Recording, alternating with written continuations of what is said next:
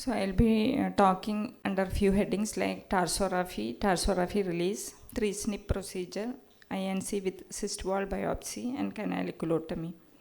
So tarsography, there are two types, temporary and permanent. Temporary tarsography is also known as suture tarsography. Indications, no need to explain.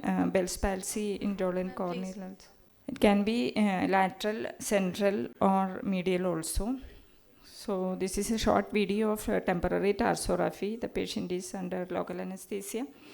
So 30 ethibond sutures are used. I pass it few millimeters away from the lid margin, and it has to exit through the gray line, then through the upper lid. Then to prevent cheese wiring of the skin, you can use bolsters cut out of scalp vein. And the suture is passed in a mattress, horizontal mattress manner. And similarly, through the lower lid also, you have to use the bolster. After that, you can tie the knot. It should be very tight. Otherwise, the action of levator will cause the giving way of the sutures. So, like this.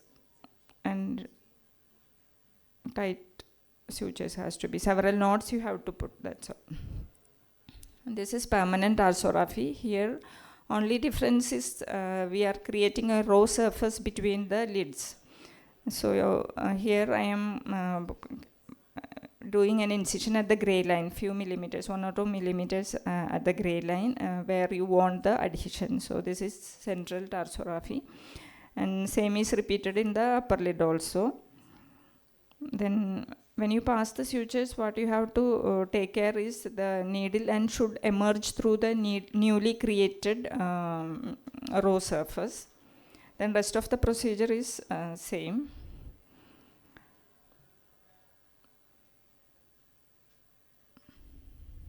And there should be tight approximation to form a band, fibrous attachment between these two lids. And if at all there are some eyelashes, take it out, otherwise it will cause abrasions to the cornea.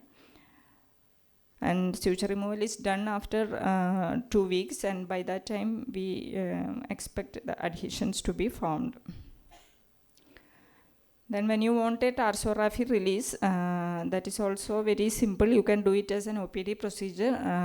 Under topical anesthesia, you anesthetize the cornea, then inject local anesthetic.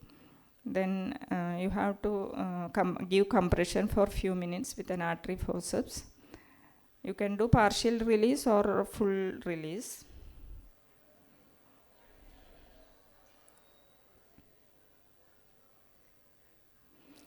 Then you excise cut the tissue, whatever amount you require, and put ointment and leave it like that. So I am doing partial release only in this case.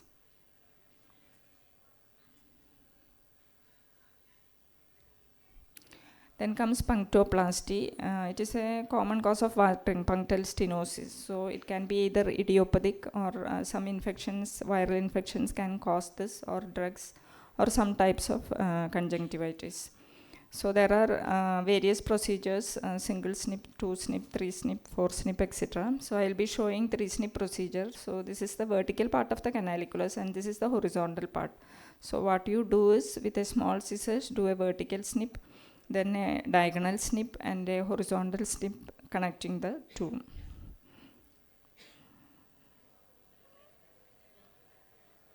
So this is the lower lid, and local anesthetic is injected, and dilate the punctum if possible.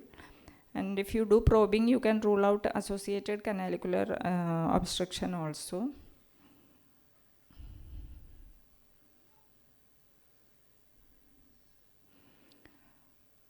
This is the first SNP.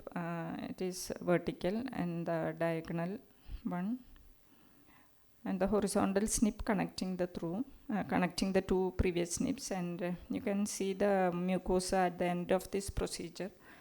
And you may need repeat dilatation in following visits. Next comes INC with cyst wall biopsy. Sometimes you need to take biopsy from the cyst wall. Indications are KSOS1 at the old age and recurrent chalacia at the same site, or some atypical features like loss of lashes, alteration of meibomianorrhizis, telangiectasia. And if you feel something is unusual, you have to take a biopsy also. So this is local anesthetic is injected and ILD is everted over a clamp.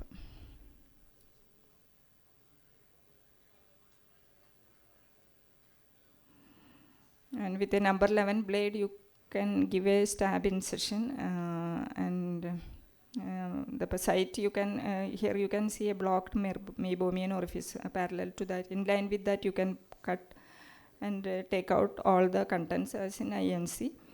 Then you have to break all the connection septae in between, and with a small scissors you can take a bite of a small cut part of tarsal conjunctiva along with the tarsal plate and send for biopsy. Close the eye with some antibiotic ointment and keep it padded for 3-4 hours. Canaliculitis, it is a cause of chronic discharge from the eye. So presents as unilateral epiphora, pericanalicular inflammation and pouting punctum.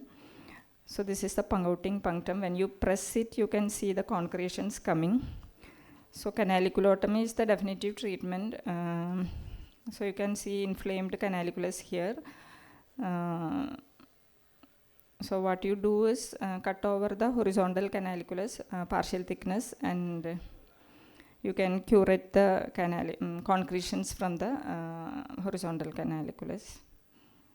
So this is just to support the canaliculus, passing a probe, then do a partial thickness incision. I mean, the wall should be cut completely till you see the end of the canaliculus, I mean, probe inside the horizontal canaliculus.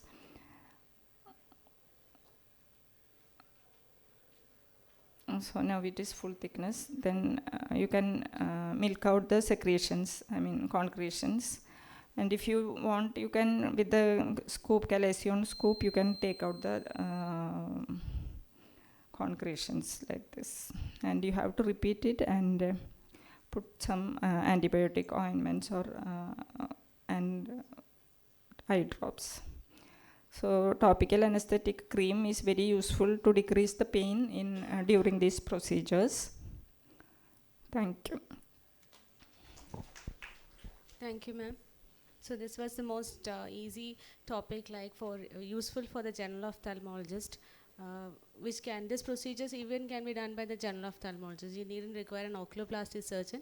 If you have seen the videos well, you can try it on the patients before referring to the